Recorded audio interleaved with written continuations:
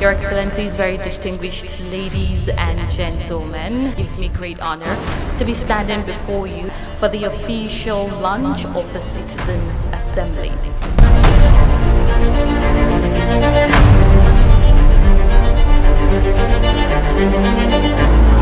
Please, let's give Mrs. Abiodun Esiet, the SSA to the President on Community Engagement North Central, a standing ovation, please.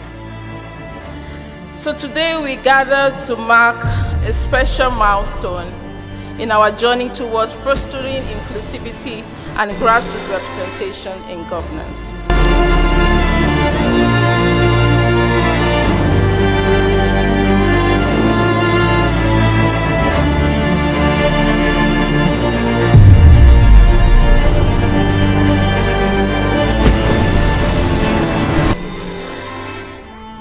By one single stroke of connecting the government and the people, Abiodun Esiet has taken the office of the president and elevated the office of the citizen.